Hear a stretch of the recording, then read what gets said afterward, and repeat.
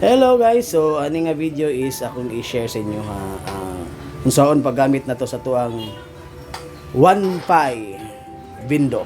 Okay, so ato gigamit karon is 1Pi system. So far so good. So akong ipakita sa inyo ha ang umaagi sa to pag-connect kay namang yung mga ubang mga clients o mga users nga nagingon na mawala daw kuno ang time. So actually alang gyud sa ila paggamit kay nana do sa uban gud nga to old na to nga mga systems nga automatic mo balik ra pud siya ba. Anyway, so mo na to solution guys. Connect lang nimo sa imong kuan sa wifi window nga gusto nimong kunikan, dayon sign in ka. Follow mo guys dire. Okay? Once nga maka-sign in na ka, click mo nang kuan, tap nimo nang insert coins.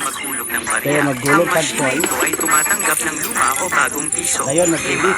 O 10 Pag pisong credit barya. nyo guys, if mahimo, ako na sa screenshot para natin your code is Ang machine ito ay tumatanggap ng luma Kailangan o mo bagong piso. screenshot, i-click ko ang done. Okay?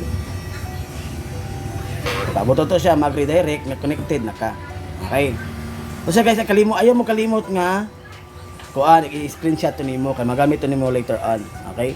So kung para mag-post time ka guys, login lang ka sa Google Chrome nimo, i-type nimo ang 20.0.0.1. Dahil enter, makita nimo diri sa portal kung pila lang ang imong time. Atong time is 59 minutes and 33 seconds. Okay?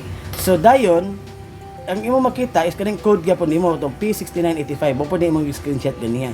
Just in case kung mag-post time ka, imong i-post time or imong i-cancel. Sige to. P6985. Cancel na to. Okay. Dayon akong i-disconnect. Kaya na to kanang mauli kasi yung balay ba. Kaya disconnect na ko ato sa inyong balay or na-burn out magkalit.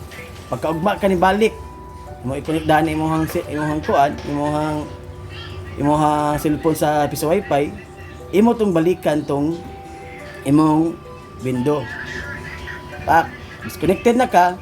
Kung wala kay makita nga country na pita guys, kana na ang code diri, kato imong screenshot mo to imong ibutang dito. Okay, example na to, screenshots. Oops.